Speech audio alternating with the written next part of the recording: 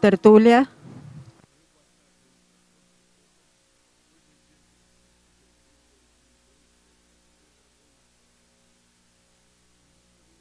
O verbete é 2.518, 6 páginas, 51 elogios e 16 máximos. O tema é reurbanização na tríplice fronteira. A especialidade é reurbanologia.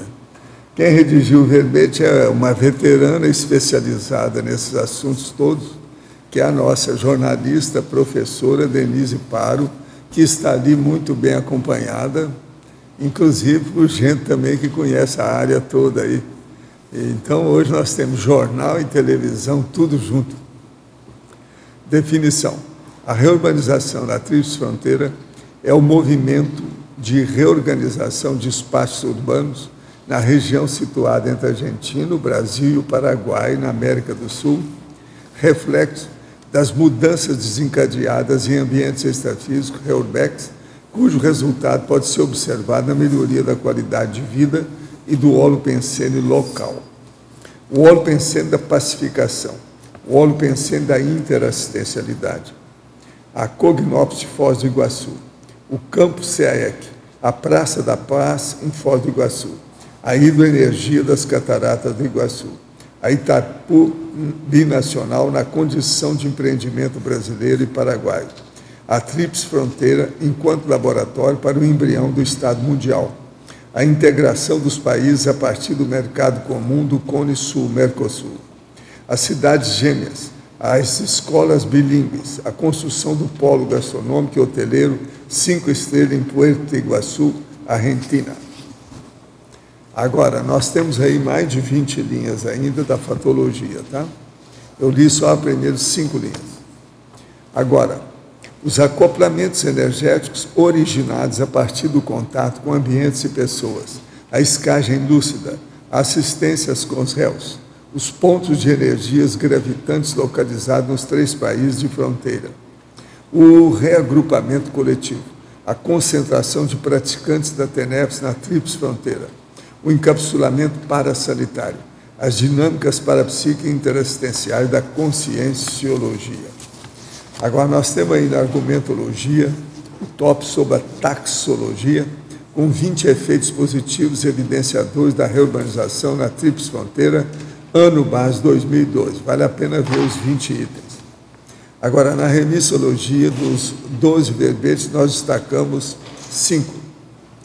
Benemérito urbano, cataratas do Iguaçu, geopolítica desassediadora, movimentação migratória, erradicação vitalícia na Cognópolis.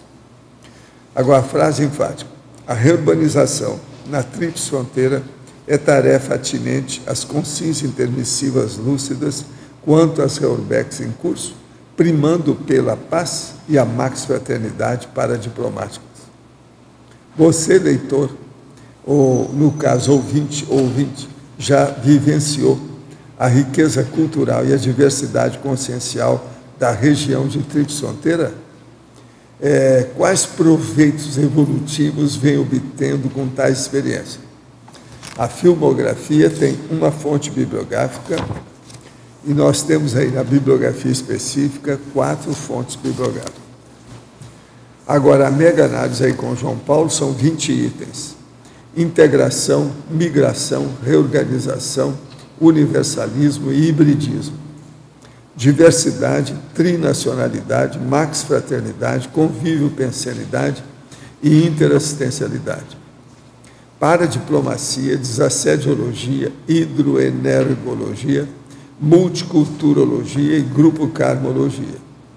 Holopensenologia, parageopoliticologia, parasociologia, pacifismologia e reurbanologia. Agora, o verbete hoje no dicionário é antipirologia. O argumento é analógico. É o processo de trabalhar no fogo com roupa especial de bombeiro. E o que acontece com isso? É um assunto que não é muito comum. Agora, questionamento. Gostaria que o senhor explicasse o processo de elaboração das técnicas de autopesquisa ao modo da técnica das 5 horas e outra. Olha, o problema todo, a gente faz isso de acordo com as requisições, necessidades e carências que a gente encontra dentro do processo nosso com a nossa clientela. Quer dizer, o problema nosso da CCCI e outras coisas mais, Cognops e tudo mais. Então, de acordo com aquelas necessidades, nós vamos colocando e expondo, desovando as ideias que a gente tem do curso intermissivo e dos processos que a gente estudou no Pandeiro. Como funciona o amparo por trás do processo da criação? Não, às vezes eles dão a ideia, mas às vezes a ideia é minha mesmo, devido às experiências que a gente tem dos processos do Zé. Quando e como o senhor tem certeza de que deve expor e propor até? Quando eu vejo que já tem uma turminha que já está madura para receber, que não vão atirar pedra em cima de mim. Até hoje ninguém me bateu na cara. Então quer dizer que eu estou sabendo mais ou menos quando é que está maduro, quando é que a gente mexe com o processo, tudo de acordo, né? É o processo da maturidade do processo da ideia na ponta. Durante o acoplamentar, na prática da clarividência, algumas pessoas desaparecem e fica uma espécie de fumaça branca na cabeça. Apliquei um arco voltaico em outra ocasião em uma pessoa da família, nesse caso a pessoa também desapareceu, mas ao invés de ficar aquele esfumaçado branco, ficou enfumaçado preto. Pode me explicar a diferença? Acede, companheiro. E outra coisa, está cheio de energia, a pessoa devia estar com energia gravitante das brabas. Então observa bem, quando o negócio piora, agora, quanto mais branco ficar, melhor é o equilíbrio da pessoa. Quando escurece assim, eles já fizeram isso até no gibi. No gibi, quando aparece aquele personagem que tem uma tempestade na cabeça dele, é por causa do assédio, o cara é doido. Isso é do gibi, ó. Dezenas de anos já fazia isso lá dos Estados Unidos. No verbete do DAC, o professor aborda o alto e o hétero encapsulamento.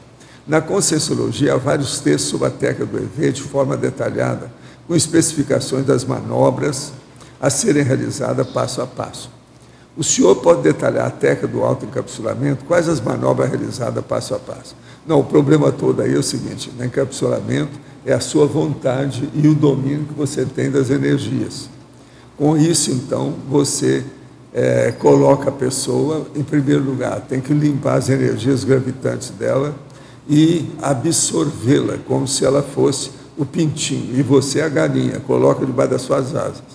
Agora, com isso, então, há uma autodefesa e uma heterodefesa da história. E você fica numa condição de gemelidade com a consciência. Às vezes, para fazer o heteroencapsulamento é assim.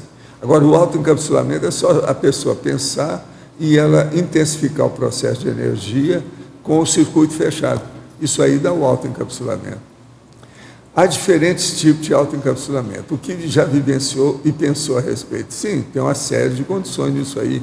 Você pode encapsular uma pessoa, várias pessoas, um ambiente, uma instituição, um objeto, você, um ambiente, por exemplo, uma peça, um cômodo de uma casa, e por aí vai.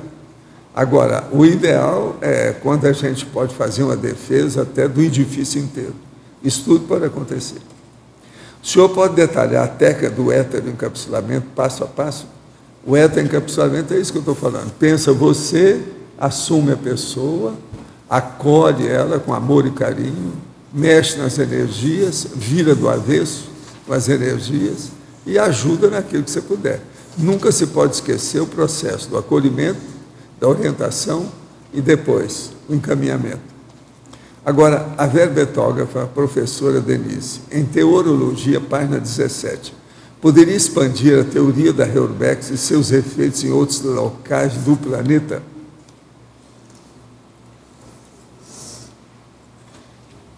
Escuta, está muito bom.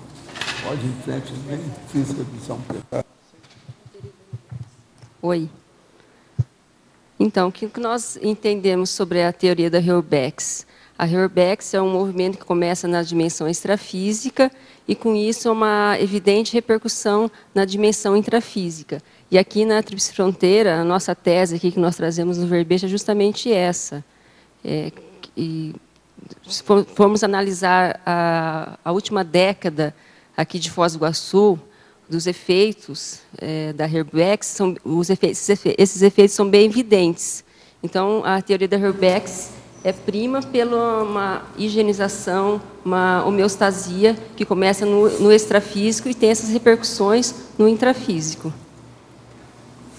Ainda na fatologia, página 17, quarta, sexta e sétima linhas, quais ações estão planejadas pela Prefeitura para erradicar o governo paralelo dos traficantes, os homicídios juvenis e a superpopulação canina nas ruas de Foz? Olha, em relação a homicídios, governo paralelo, um projeto assim, de destaque atualmente em Foz do Iguaçu é que eu cito aqui na página 19, o projeto Beira Foz. Se discute muito em Foz do Iguaçu, isso não é recente, a urbanização da orla do Rio Paraná, próxima à Ponte da Amizade, entre a Ponte da Amizade e o Marco das Três Fronteiras.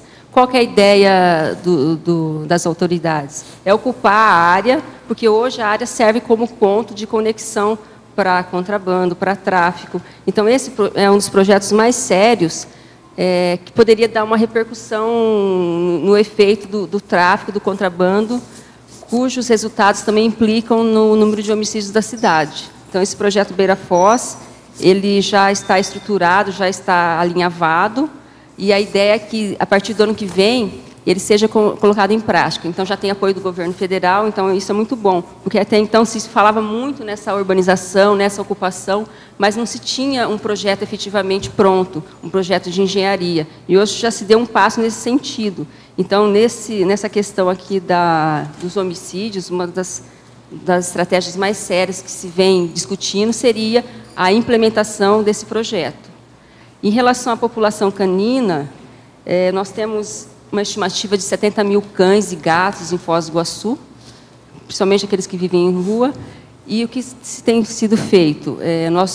Nos últimos anos, surgiram inúmeras organizações não governamentais para tratar desse tema, para auxiliar essa população canina.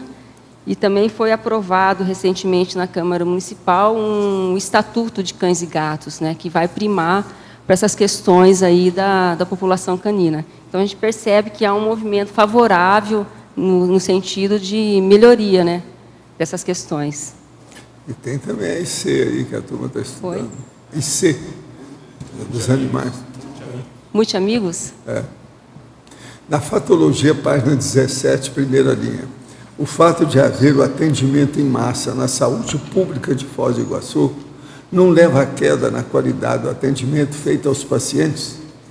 O atendimento de massa, eu vou até explicar o princípio dele, advém assim, da alta procura. Então, a saúde pública de Foz do Iguaçu atende os chamados brasiguais, são brasileiros que migraram para o Paraguai, eles são atendidos aqui, e muitas pessoas que moram no entorno, na região. Acaba caindo a qualidade, às vezes, que a gestão não seja boa. Eu acho que quem é da saúde quiser comentar alguma coisa, a gestão melhorou muito nos últimos anos, houve até a construção do hospital, que eu cito aqui no verbete.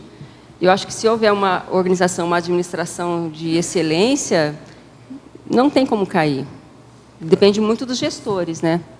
E não tem como não atender também. Por exemplo, esses brasiguais que vêm do Paraguai, os próprios paraguaios são atendidos aqui em Foz, porque lá eles não têm um modelo similar ao SUS nosso. Os paraguaios, se eles fizerem um atendimento bom, eles têm que pagar, têm que arcar com os custos. Então, por isso que eles recorrem à saúde pública de Foz, onde o modelo do SUS, o modelo universal da saúde, funciona.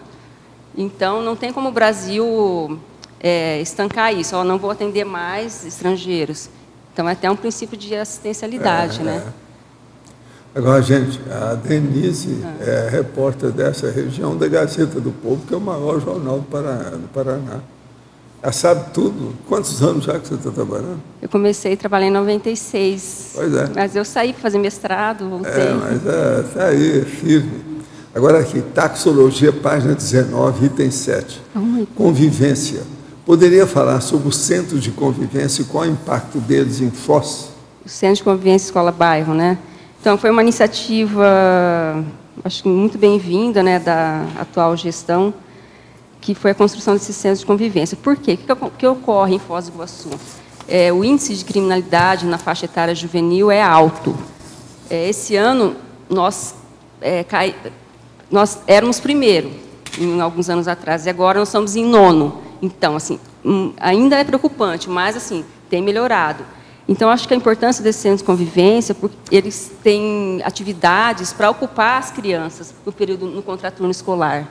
Então, ao invés dessas crianças ficarem nas ruas vendendo doces ou assim, em situação de risco, esses centros de convivência têm um aparato com esporte, com piscina, que acaba acolhendo essas crianças. E, com isso, nós vamos ver um reflexo assim, a longo prazo que vai ajudar no contexto todo, até na redução dos homicídios, na redução do envolvimento dessas pessoas com o tráfico. Então, é uma iniciativa muito bem-vinda, foi muito importante para Foz do Iguaçu. Eu acho que essas construções deveriam continuar, porque elas se constituem de um aparato para acolher essas crianças. Essas crianças precisam ser acolhidas, porque em uma região de fronteira se fica numa situação de risco, né? Pelas próprias características da cidade, da região, é muito fácil as crianças estarem em situações de risco. Então, daí a importância do centro de convivência, que eu acho que a administração seguinte deveria continuar nessa ideia. Na parafatologia, página 17, final da segunda linha, poderia comentar a assistência às CONSREUs? Esse é um desafio, né, de todo intermissivista. Então, as CONSREUs estão em nosso meio. Então, diuturnamente, a assistência com os réus via TENEPs, acho que jogando energia, você interagindo, né, com as pessoas. Isso é feito diuturnamente e cabe cada um dos intermissivistas, né? O que mais que eu poderia comentar?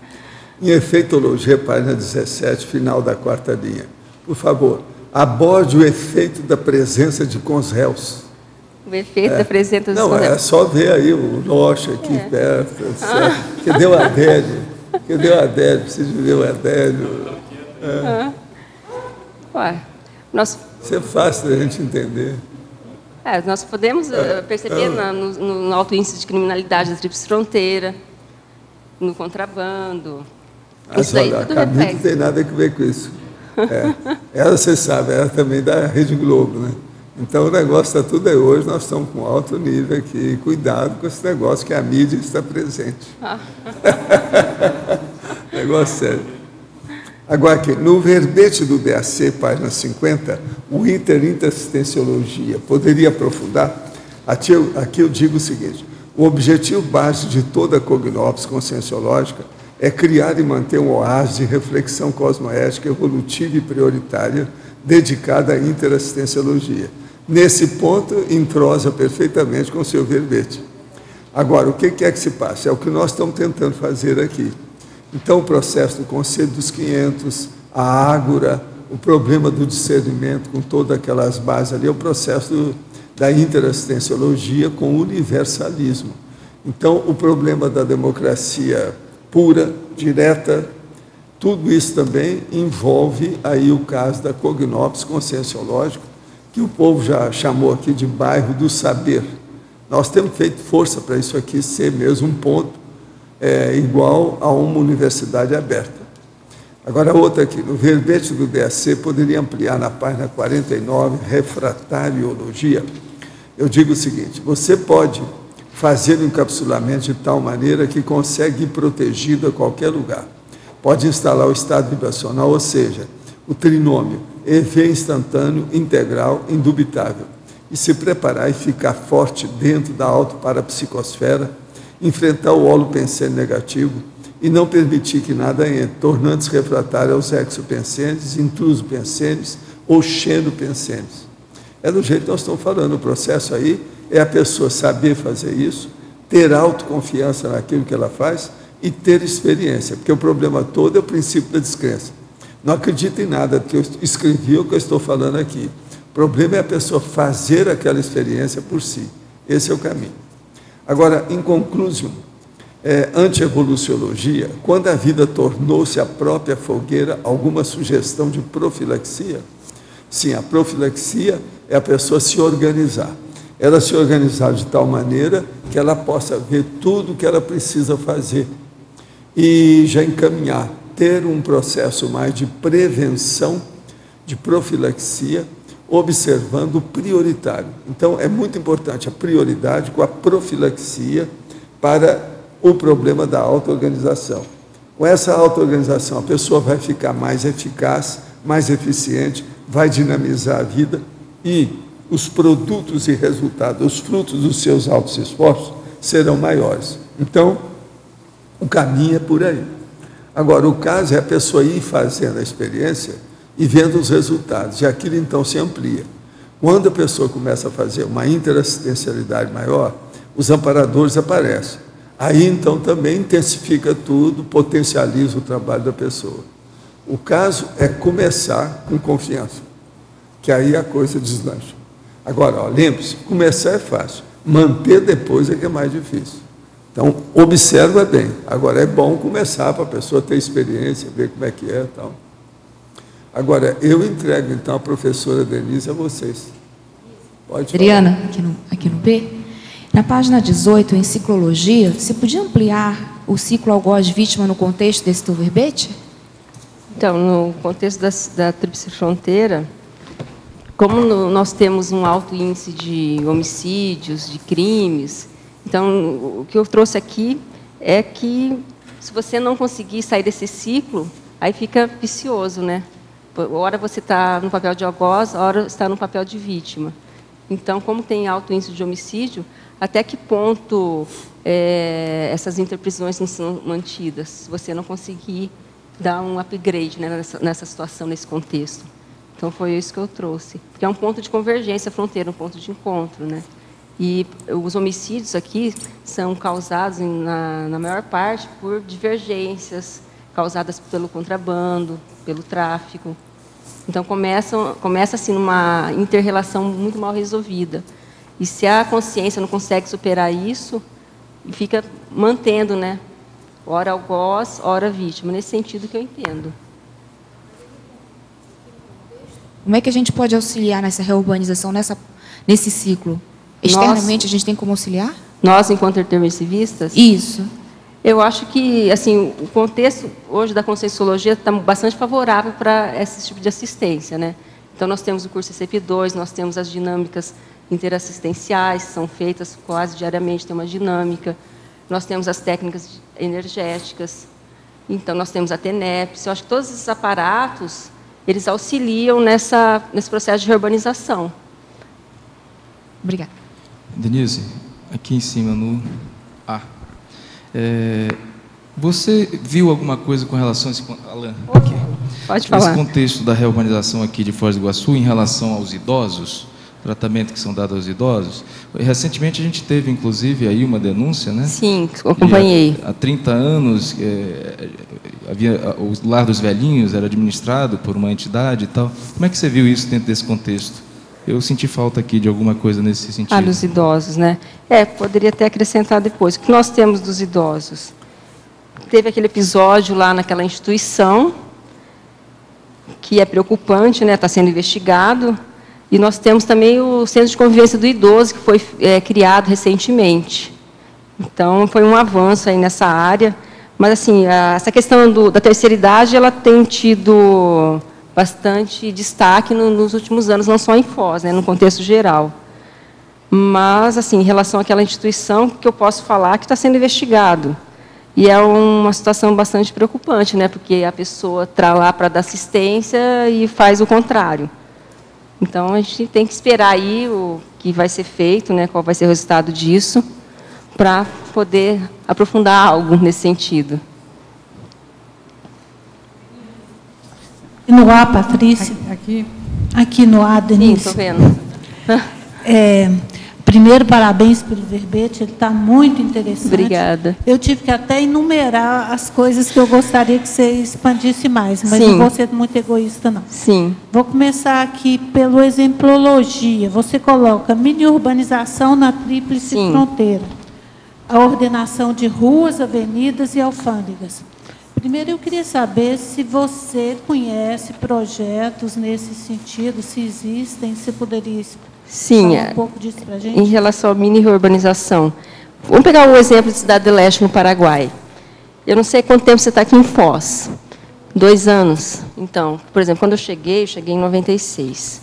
você entrava na Cidade do Leste, aquela avenida principal, no meio dela, aqueles canteiros, eram cheios de lojas. E, com o tempo, nos últimos 5 anos, se não me engano, foi feito um projeto de reordenação do microcentro. Então, essas lojas, na verdade, estavam instaladas em locais inadequados. Então, elas foram derrubadas, são galerias antigas, velhas, elas foram derrubadas, e nesses locais foram construídos canteiros de jardins, alguns jardins. Isso é um exemplo. Hoje, a fachada da Cidade do Leste, quem está aqui em Foz há muito tempo, pessoal, Isabel, Malu, Mariângela, Celso, pode até comentar isso. A gente vê uma clara mudança no visual da Cidade do Leste. Então, houve uma reordenação. A Cidade do Leste, nós percebemos que ela está melhor hoje. Em termos de organização, em termos de influência de trânsito. Tem muita coisa para melhorar? Tem. Mas, nesse sentido, acho que um exemplo bem interessante falar da Cidade do Leste. Também. Porto Iguaçu também é outra coisa. Quando a gente chegou, era cidade de... parecia faroeste. A grama seca, assim, aquele mato rolava assim, na rua. Parecia filme de faroeste. Sim. Porto Iguaçu era conhecida como cidade fantasma quando eu cheguei aqui. Tá, né? Exatamente. Você também está aqui por bastante tempo, né, lógico, você sabe disso. Então, hoje, você vê outra cidade, Porto Iguaçu é outra cidade. Eu lembro que me impactou, ainda não estava morando aqui, mas Sim. a gente veio já desde o início, quando o Val dava palestra aqui, lá em Porto Iguaçu, tinha aquelas bolas de... tipo capim seco, igual no Velho Oeste, filme de Velho Oeste, que tem aquelas bolas assim, o vento, né, empurrando aquelas bolas, era assim. Então, se você tinha noção, você parecia que você estava num cenário de filme de Velho Oeste. Posso dar uma contribuição? Denise, foi aquela fase, Colares aqui em Semanoá, foi aquela fase que o peso, acho que valorizou e não estava atrativo aquela região do Porto Meira, que tinha a balsa. Sim, então, sim. toda aquela economia que era movimentada por Foz do Iguaçu se debandou. Ali virou uma área fantasma. Exatamente. Foi essa fase. Exatamente. Então, assim, eu acho que a Cidade do Leste é um exemplo bem interessante, porque houve uma mudança. Paraguai todo. O Paraguai é outro.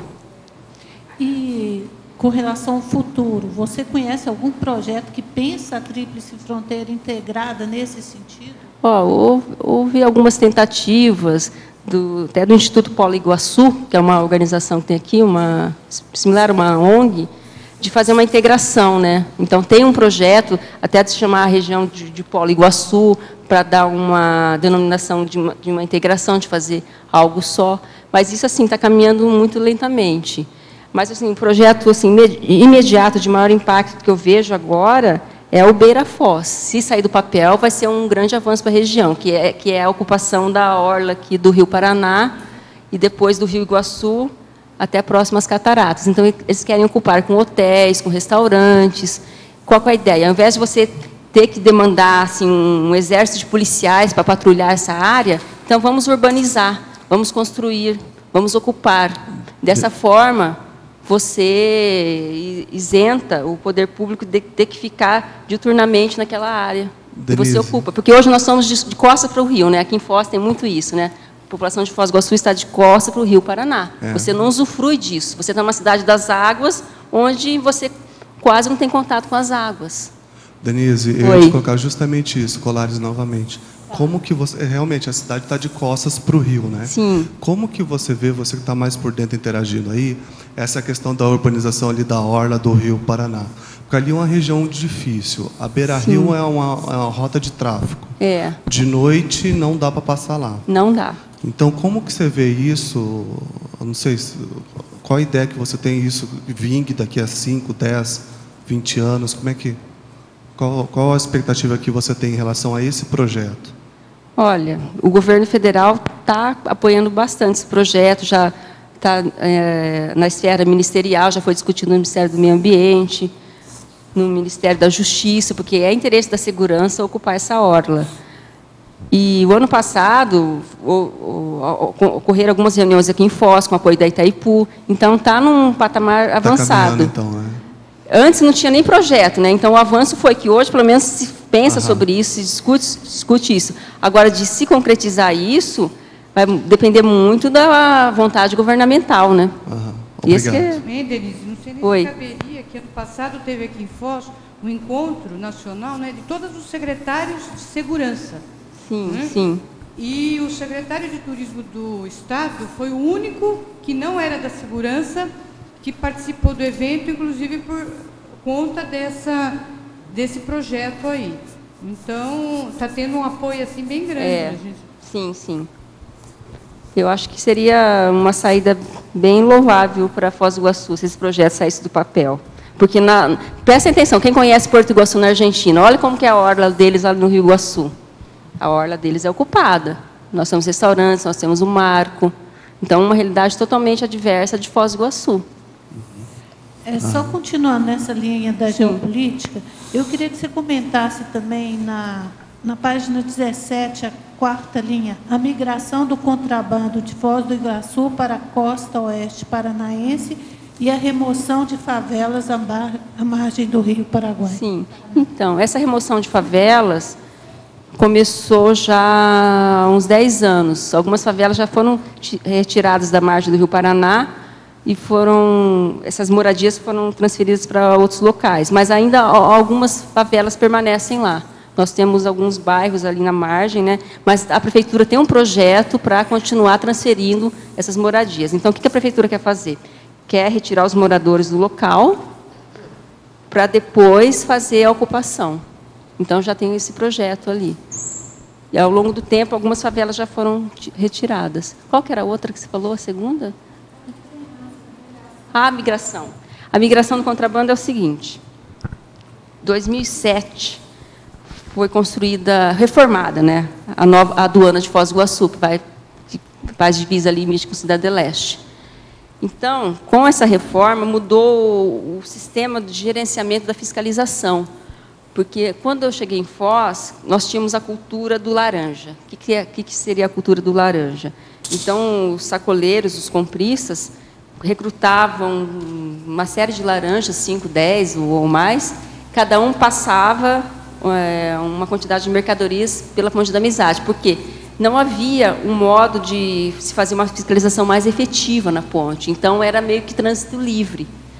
Depois essa aduana foi reformada, então se instalou um aparato onde a fiscalização ficou mais intensa. Não é 100%, mas assim, hoje se favoreceu que o maior número de veículos fossem parados.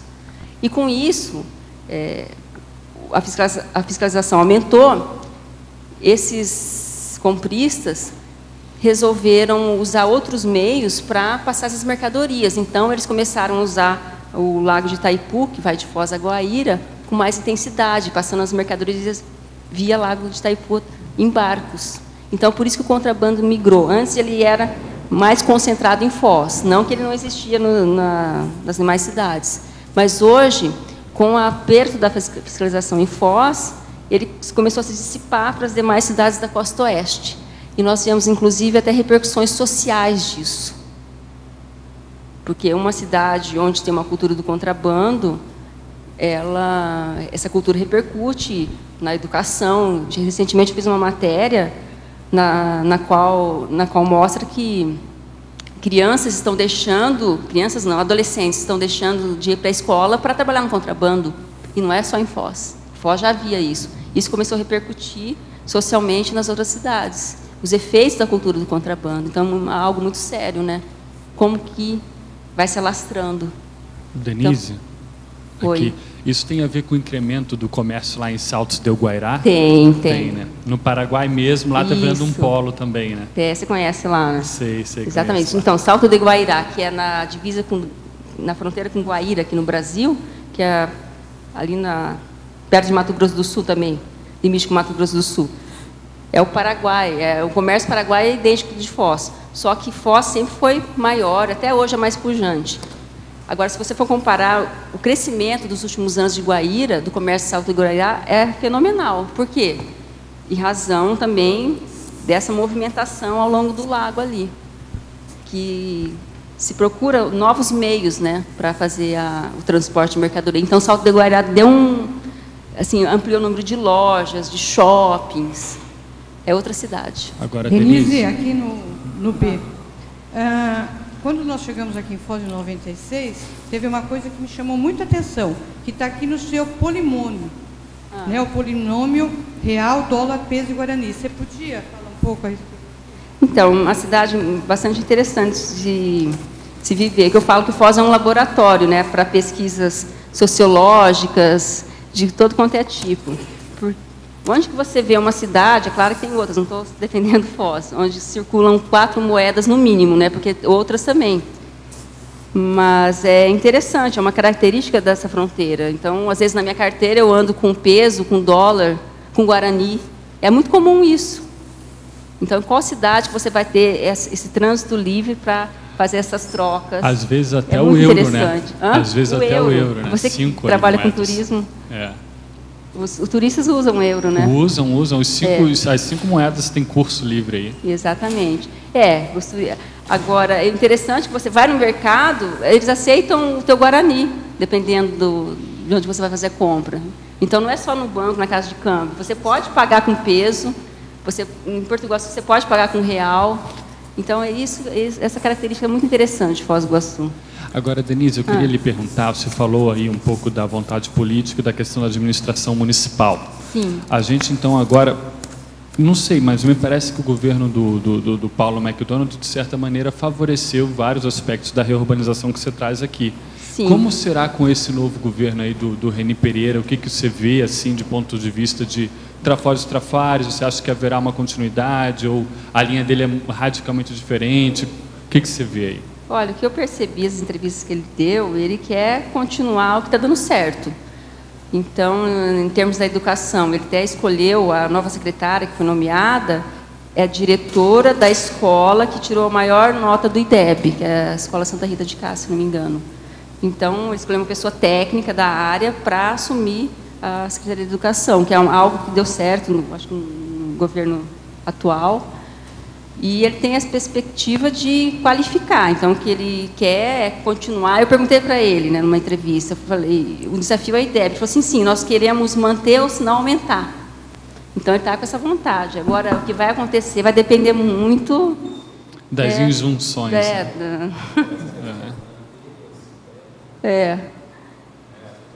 Sim, mas ele assim, mostrou-se mais favorável, nós queremos aumentar. Então, ele está com essa intenção, né? Ele demonstrou que o que está certo, ele quer manter. Eu acho que a linha meio que parecida, né? Na interaciologia, caberia mencionar a interação de brasileiros que vão estudar no Paraguai e vice-versa? Caberia, sim. Isso aí você não falou. É verdade, esqueci. Uma boa ideia. Não falou. Porque tem muitos brasileiros... Outra coisa também que você não falou é o seguinte, que todo mundo aqui se sente super nacional. Então, qualquer coisa, ele vai no outro país e volta no mesmo dia. Eles gostam de falar muito nisso também.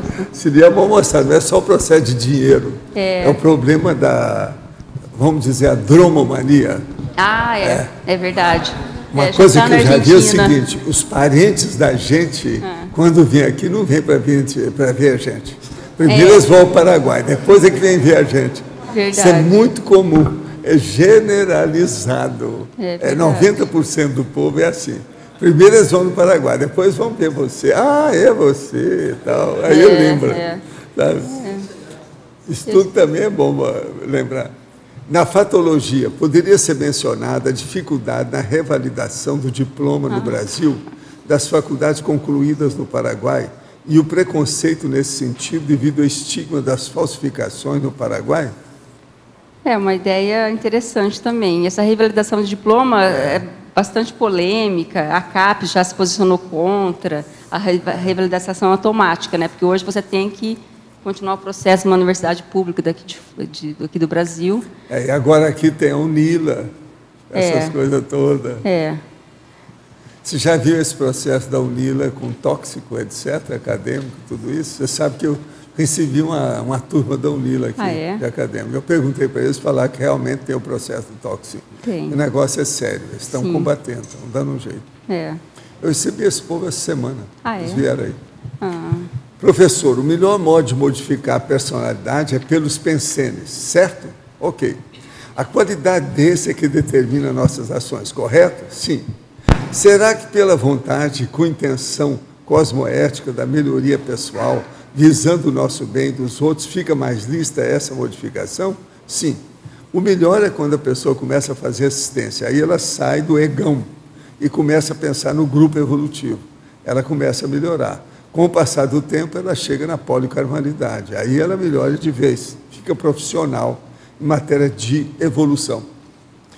Existe alguma técnica para reconstruir ou visualizar integralmente os processos de memória que possuam padrões mórbidos e conflitivos, geradores de mal-estar, de modo a ter acesso completo a toda a memória factual, porém desensibilizando as emoções?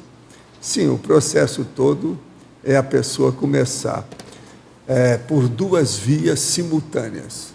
A primeira é a via da intelectualidade, trabalhar mais o intelecto e deixar o processo do comissionalismo em segundo plano. E, junto com a intelectualidade, trabalhar com o parapsiquismo.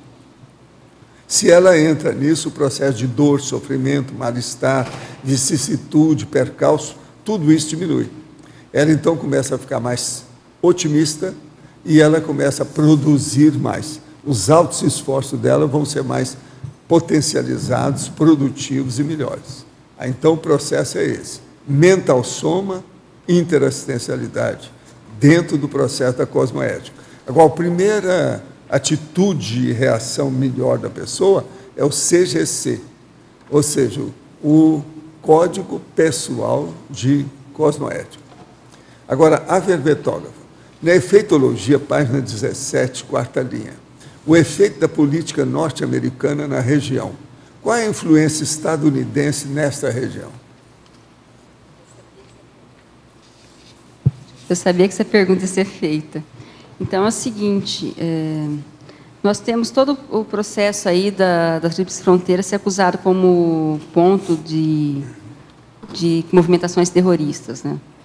E isso começou com mais veemência logo após os atentados de 11 de setembro. E também um episódio anterior, que ocorreu em Buenos Aires, também corroborou para isso. Então, qual que é o efeito da política norte-americana nesse sentido? Frequentemente, as autoridades estadunidenses fazem uma análise da região e apontam suspeitas de que haja células terroristas aqui na região. Mas, assim, a mídia acaba divulgando, propagando isso, mas nós não vemos sustentação, uma evidência muito forte para isso. Então, qual é esse efeito? O efeito na imagem da região. Então, se propaga muito isso, se divulga muito isso, mas sempre com faltas de um contexto mais verídico, um contexto mais factual, para se provar que isso existe. Agora, o interessante é que esse ano, não sei se vocês leram, saiu no Estado de São Paulo uma matéria dizendo que não tem mais. Eles começaram a desfazer todo o discurso que vinha sendo feito nos últimos anos. Então, disseram que não há evidências, então mudaram o discurso. E por que mudaram o discurso? Então, tem uma intenção nisso, né? Porque essa acusação foi feita logo após o 11 de setembro. Então, um autor muito interessante para fazer essa análise é o Noam Chomsky. Ele fala desses efeitos da política norte-americana em alguns países, mas nós trazemos aqui para a Tríplice Fronteira para ampliar esse contexto, né? Então, o que os Estados Unidos quer? Através dessas divulgações, assim, muitas vezes infundadas, ele quer criar, digamos, um holopensene, um território, favorecer para que seja feita uma futura intervenção. Então, é o mesmo mecanismo que é feito nos países do Oriente Médio, que foi feito no Iraque. Vocês lembram da questão das bombas, que o Iraque poderia... exatamente. Armas químicas. Então, houve todo um discurso difundido pela imprensa que teria. Então, com isso, ele cria todo um campo, todo um contexto para justificar a intervenção naquele país. Agora, a maior sujeira que eles fizeram até hoje é que os americanos da CIA arranjaram uma foto e descobriram lá parece que foi no Iraque, e falaram que era o povo daqui que estava lá. Agora foram ver, a foto não era das cataratas. Eu lembro disso era também. Era de outro lugar. Exatamente. Essa é uma vergonha, isso tudo. Agora, já tentaram entrar, eles tentam sempre entrar pelo Paraguai. dominar pelo Paraguai para poder dominar toda a área da Tríplice Fronteira. Exatamente. Agora, é uma vergonha. Agora, os americanos, uma vez estiveram aí comigo, falaram assim, ó, desiste disso. Aqui não tem homem-bomba nem mulher-bomba. Tem gente que pode ter até burca, tem até xador, mas não tem homem-bomba nem mulher-bomba. Acaba com isso.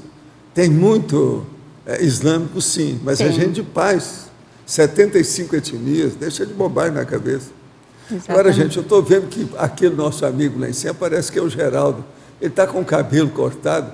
O que é isso? Você mudou, já veio para cá, é isso? Por isso que está com o cabelo cortado, é isso? É? Eu custei a ver que é o homem que está aí. Estou querendo chegar, professor. Vamos ver se daqui no máximo um ano a gente está aí. Ele está até mais moço com aquele cabelo dele. Remoçou.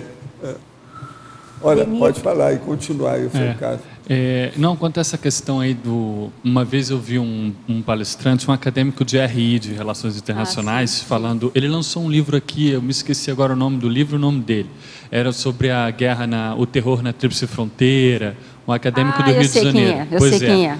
Ele falou dessa questão da AMIA lá na Argentina, e ele foi construindo, né, falando que a tese dele qual que era? Que essa questão do aquífero Guarani, aí eu queria saber a sua visão sobre isso. É um discurso que a sociedade civil chegou a isso porque não encontrava razão para as políticas norte-americanas, mas ele via que era uma tentativa, que tem no Pentágono tem os grupos, tem um grupo, né, para o Oriente Médio, tinha um grupo no Pentágono para a América do Sul. Então eles tinham que ficar implantando esse tipo de notícias, esse tipo de fatos, para poder justificar a sua existência. Então, para justificar o emprego de um certo grupo enfim, por uma questão financeira. Eu não sei se é isso, o que você acha? Seria bom a gente clarear também uma coisa que eu sei desde que eu vim para cá e até antes. O problema é que os americanos, quando tinha aqui o contrabando para valer, eles queriam acabar com o processo do contrabando, mas não era por causa do contrabando nem nada disso, não. É porque estava fazendo calor, pressão, em cima de Miami e New York. Exatamente. Era Hong Kong e aqui que estava na frente, matéria de comércio. Então, se aqui regularizar o comércio, pode voltar a ser o segundo centro comercial do mundo. Entendeu? Agora, os americanos queriam combater esse negócio porque estava pegando Miami e New York. Eu sei de tudo por causa dos vendedores, a turma dos, você está entendendo? Executivos, donos de loja, das coisas todas que tinha aqui, inclusive árabes. Exatamente. Eles sentiram isso tudo na pele, eles viram a situação como é que era. Então, o americano tem que abrir o olho com isso, que o negócio todo é dinheiro, ó. É dinheiro. É dinheiro. O processo todo é judaico. Atrás tem o cifrão, é o dólar. Então, o que eles querem sempre é isso. Eles queriam anular o problema aqui. Agora, arranjaram o negócio da AMIA, ou AMIA e o negócio, para falar que o problema foi aqui, para ver se eliminava o processo. Tudo conversa. Tem nada disso. Foi logo em seguida que eles arranjaram a tal foto, que não era daqui. Tudo fajuto. Agora, eles são capazes de... Gente, os americanos têm cerca de 100 centros de inteligência fora dos Estados Unidos. Tudo para poder organizar. Agora, vamos ver se a China está fazendo pressão agora para ver se acaba isso aí. Eles não vão poder continuar. O império está começando a cair. Isso não pode seguir desse jeito. Eles querem mandar em tudo e tirar dinheiro de tudo. Amor. O problema é esse. Mais uma perguntinha, Denise. Na fatologia, página 17, na 7ª linha de baixo para cima, o que é lá o Diopará? O Diopará? Você que é da área de linguística. Então, a mistura do espanhol com o guarani. Como assim, guarani? Não, ele sabe sim. Aqui, você que é intérprete não sabia disso? Quer dizer, você não dá valor para o guarani? É tipo um dialeto, pode ser que seja um dialeto, né? É dialeto. Falado. Então, gente, é interessante que o paraguaio, ele é por natureza bilíngue, porque ele aprende o guarani e o espanhol, já está na nossa frente, né? Então... Mas olha, a maioria dos lugares que tiveram colônia espanhola são assim. É igual das Filipinas, que é a língua indígena, que é o tagalô, e o espanhol junto. Então, misturou a língua, você está entendendo? É o tagalô espanhol. Existe isso. Outra coisa, você entende a maioria dos que eles falam, mas é tagalô, é outra coisa. Exatamente. Então, eles têm... Aqui é a mesma coisa. Na Cidade do Leste, essa tendência. E é interessante porque, não sei se vocês ouvem rádios paraguaios, eu às vezes vou lá fazer entrevista, então as autoridades estão dando entrevista em espanhol, daqui a pouco eles começam a falar em Guarani. É muito interessante. Muda o daio assim, de uma hora para outra. Do espanhol, dizer, aí você não entende mais nada, né? Os judeus. Porque o judeu é que é assim, ele fala só numa frase, tem 5 línguas. Tem palavras de 5 línguas numa frase só. O judeu é assim, porque ele morou num lugar, morou no outro, morou no outro, morou no outro, é um judeu errante. Isso é internacional. Mas você já viu o Jopará, alguém falar? Então. Agora, você ouviu bem, entendeu bem? Aí é que eu fiz. Exatamente. É uma característica da cultura aqui da fronteira, né, da identidade fronteira, muito interessante isso aí. Denise, você pode falar na sindromologia a síndrome da ectopia afetiva? Ah, sim, essa síndrome, ela é a síndrome dos chamados amores errados. Lá no Homo sapiens pacíficos, tem toda uma descrição da síndrome. Então, tem a ver com esse processo aqui das cons-réus. Então, é um amor, assim, um apego distorcido a uma ideia, a uma pessoa, pode ser um amor ectópico. Não só em relação a pessoas, mas ideologias. É nesse sentido. Denise Colares, eu tenho algumas perguntas. Primeiro, eu queria te agradecer a riqueza dos fatos que você traz, né, para ilustrar aí até da própria vivência. Eu tenho uma série de perguntas aí, eu acho que umas 4 perguntas para te colocar. O que você vê ali? Você coloca o Holopensene de pacificação, você coloca a Praça da Paz na fatologia. O que você vê assim nesse campo de pacificação? Claro que a Helbergs é isso, né? Que tenha te chamado a atenção aqui na nossa tríplice fronteira. Pacificação. Isso. Então, eu coloquei a Praça da Paz até para reforçar a existência dela, porque muitas pessoas não conhecem a Praça da Paz, que ela fica ali próxima à prefeitura, na JK.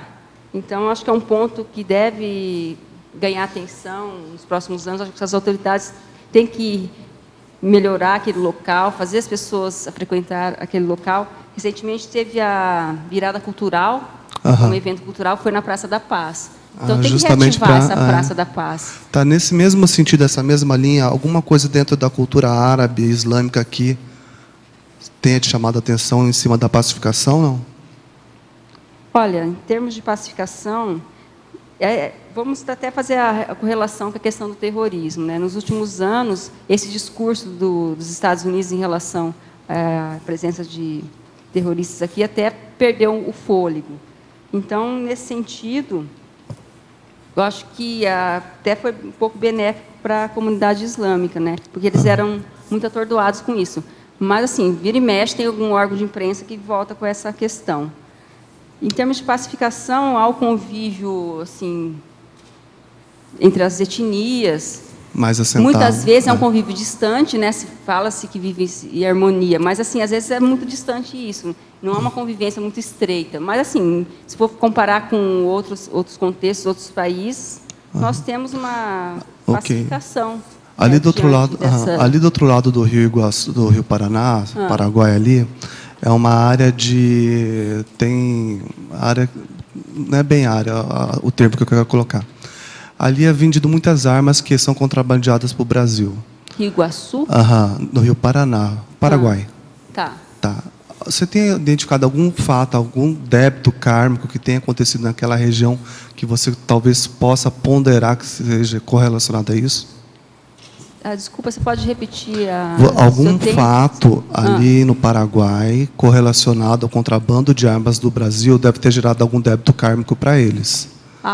Entendi. Você identificou alguma coisa que tenha acontecido lá no Paraguai que provavelmente tenha relação com isso? Olha, é difícil falar sem uma análise muito profunda, né? Nós temos, assim, o histórico entre Brasil e Paraguai, a questão da Guerra da Tríplice Aliança. Então, pode-se construir uma tese por aí, né? Porque esse histórico bélico entre Brasil e Paraguai ele é antigo. Então, ele remonta lá da questão da guerra. E isso tem cicatrizes até hoje na população paraguaia. Alguns paraguaios assim, esqueceram o episódio, outros não. Outros reavivam esse fato até hoje. Apesar que eu acho que, pelo menos o contato que eu tenho com os paraguaios, a maioria deles já esqueceu, mas há cicatrizes. Então, há um histórico bélico entre os dois países, né? Então, pode estar relacionado com essa questão. Okay. É uma hipótese, né?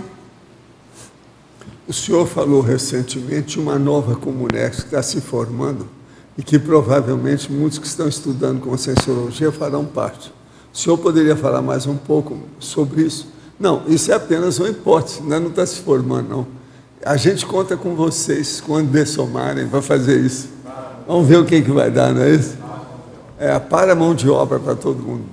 Agora, ó, professora Denise, binomiologia, página 18, quarta linha. Gostaria que relatasse o binômio Consréu-Consbel. Então, Consréu são as consciências urbanizadas, né, que tem um contexto aqui com a reurbanização. E a Consréu... turma do Loche.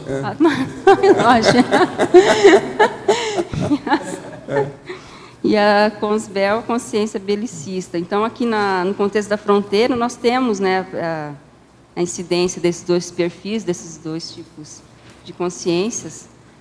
Mas isso que eu estou falando do Loche, isso aí até que não é brincadeira, pode ser levado a sério. Não pode? Não, cada turma que você atende tem de tudo, não tem? Não tem? Vem cá, mas a turma que você atende não tem tanta gente do teu tipo, é verdade ou não é? Isso aí é verdade. É, nós somos desse partido, tá certo? Agora, ó, trinomiologia, página 18, primeira linha. Gostaria que abordasse o trinômio hidroenergia, energia elétrica, energia consciencial. Então, é bastante interessante a característica aqui da fronteira. Nós estamos na cidade das águas, né? Então, por isso que eu coloquei a hidroenergia, em razão da abundância. Nós temos maravilhosas cataratas do Iguaçu, a Itaipu Nacional, Rio Paraná, Rio Iguaçu. Então, o Guarani. O Guarani? Não, é o... Aquífero Guarani, exatamente. O aquífero então, que corresponde ao petróleo do Iraque, que os americanos estavam de olho. É. Nós estamos bem no coração do aquífero. Exatamente. O petróleo branco é o nosso aqui, equivale ao Iraque. E aí por isso que eu acentuei essa questão da hidroenergia, que é uma fartura. A energia elétrica em razão da hidrelétrica, né? E a consciencial em relação a... Eu fiz mais o chakra da Terra. Sim. Mas com a Conscienciologia até, né? Porque nós tratamos desse objeto, né? Dessa questão da energia aqui tem uma.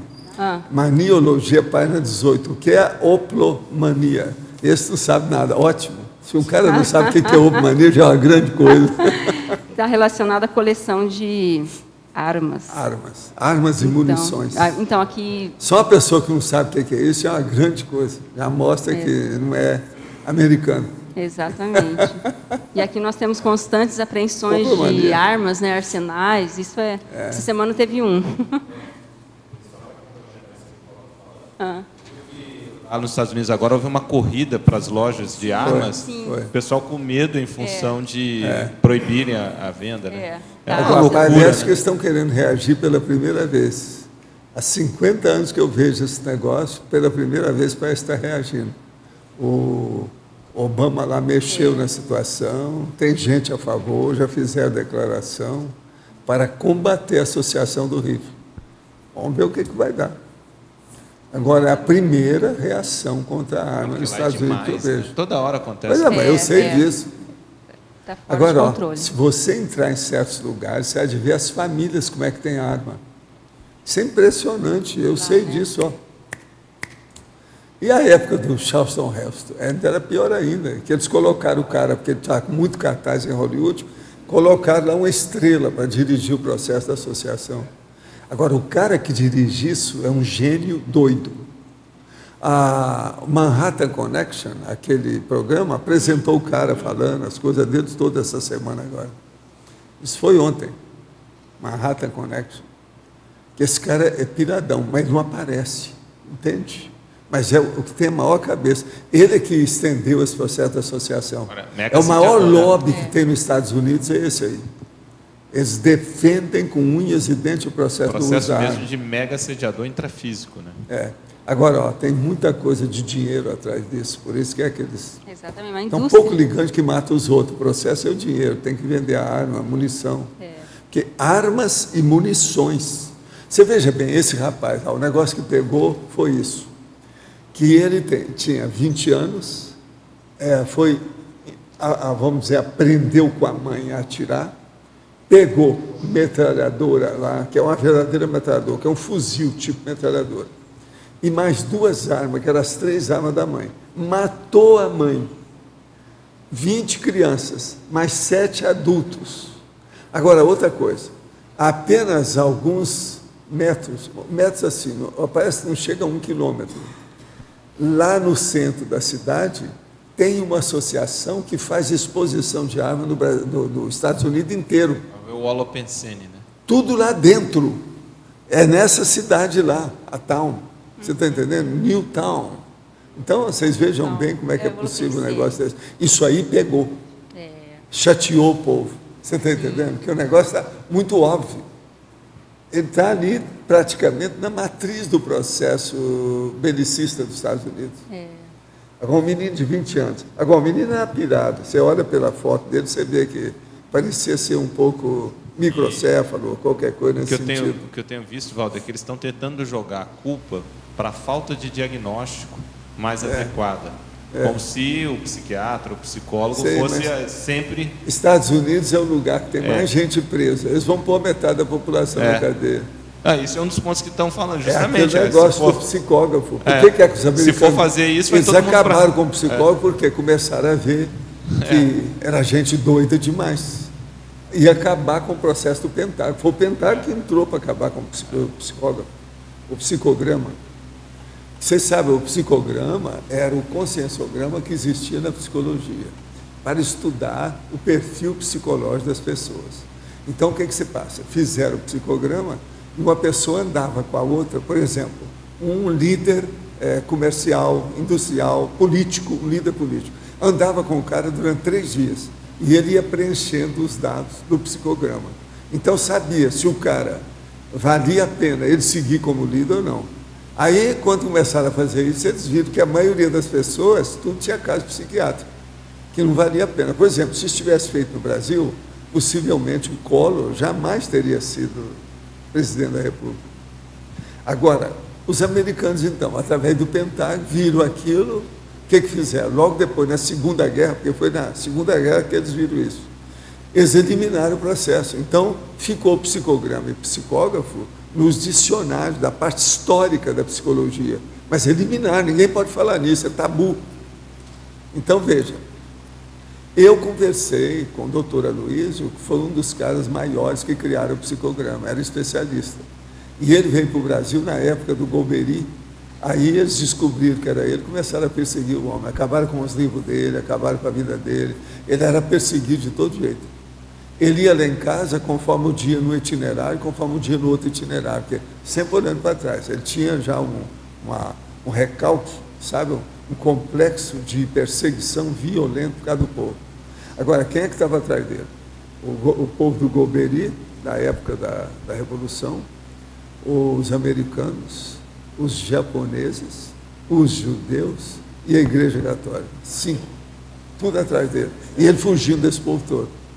Agora, era um dos caras que mais estudou superdotação fora daqui.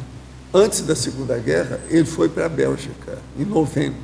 Então, foi estudar o negócio da psicologia, que o homem já era uma cabeça.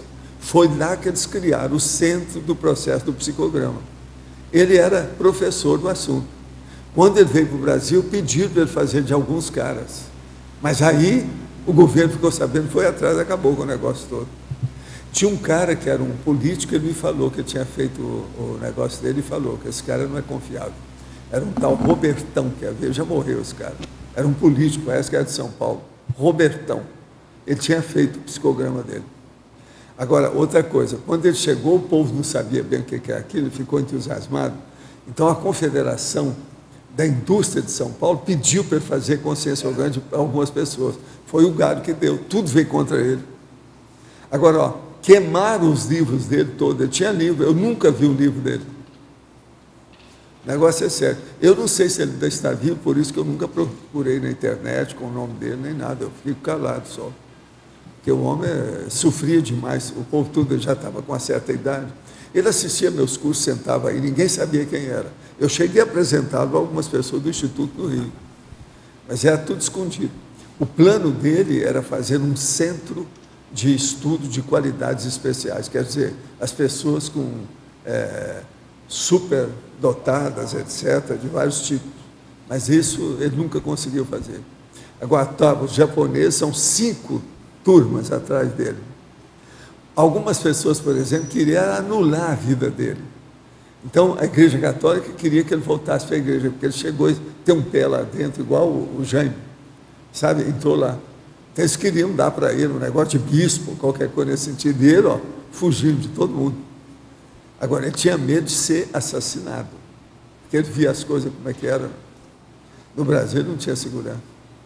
Agora, ele viveu na Bélgica, a Segunda Guerra, ele passou lá, viu as coisas tudo de perto, sabia de tudo.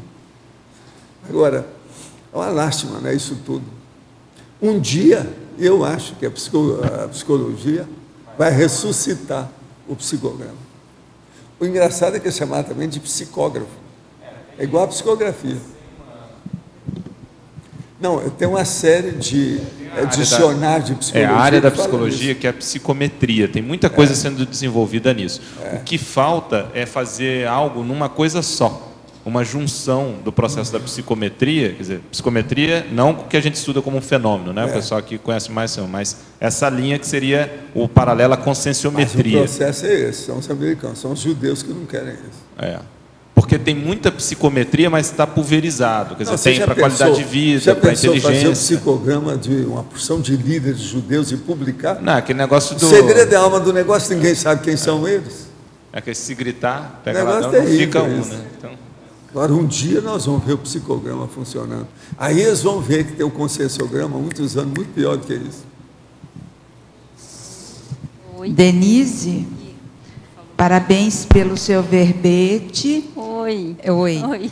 E eu gostaria de que você explicasse a razão na 7ª linha, de baixo para cima, da fatologia, onde você coloca, e eu não entendi, a colônia árabe libanesa. Ficou estranho. Colônia árabe libanesa, tá. A gente está querendo juntar, sim, né? Sim. A gente está querendo... mas acabar com o regionalismo. E aí eu não entendi por que você fez essa colocação. Tem mais dinheiro. Mas é uma denominação que se usa para caracterizar a presença dos libaneses dos árabes. Mas libanês é árabe. Sim, mas a árabe você pode ser um árabe libanês, turco, sírio. Exatamente, há várias ramificações para caracterizar que o Líbano é o país de maior origem aqui dos migrantes. Libanês, entendeu? Por isso mais rico. Tem que lembrar que é o mais rico. Quando é o mais rico é libanês, tá certo. Depois Síria, mais ou menos, e o turco é o pobre. Nós temos os sírios, os turcos, os marroquinos. Mas eu posso sugerir, nesse momento não tenho, para não ficar assim caracterizado o libanês, porque o libanês é árabe, né? Sim. Então, de se encontrar um termo melhor aí, não sei. Aqui, ela vai encontrar isso para você. Mas seria bom você falar para nós, você o quê? Libanesa, turca ou síria? Eu sou, na linha familiar, uma parte de sírio, do lado da minha mãe, e libanês do lado do meu pai. Então tá. Entendeu? Então misturou tudo, tá vendo? Tá tudo certo. Mas, agora, mas os dois são árabes. Faltou aí um dedo sírio. Sim. O Brasil precisa ter os 3. Agora aqui, gostaria de contribuir com o verbete. Sou natural de Foz do Iguaçu e realmente houve uma significativa mudança na região de a Tríplice Fronteira. Foz do Iguaçu, anteriormente, em questão de infraestrutura, principalmente dos bairros periféricos, estavam em situações deploráveis. Claro que ainda há bairros nessa condição. Em relação ao projeto Beira Foz, há toda uma questão ambiental por trás desse projeto, acadêmicos, engenheiros e outros órgãos estão pensando na questão sustentável. Como, por exemplo, a revitalização em torno dos rios Paraná e Iguaçu, que, aliás, com a retirada dos moradores dos bairros que ficam no contorno dos rios, irá também diminuir a poluição do rio e do solo. Poderia comentar? É a Lucimara Ribas, está falando aqui. Sim, sim. Você sabe quem é? Sei. É o seguinte, então seria bom você falar alguma coisa aí. O que você acha? Esse projeto, ele contempla realmente a questão ambiental, tanto é que está transitando no Ministério do Meio Ambiente. Então, há toda uma preocupação com as margens do rio, com o entorno, porque para se preservar, a intenção é fazer uma ocupação ambientalmente correta. Então, a partir do momento que você vai construir restaurantes, hotéis ali no entorno, você tem que ter essa preocupação para não degradar a área.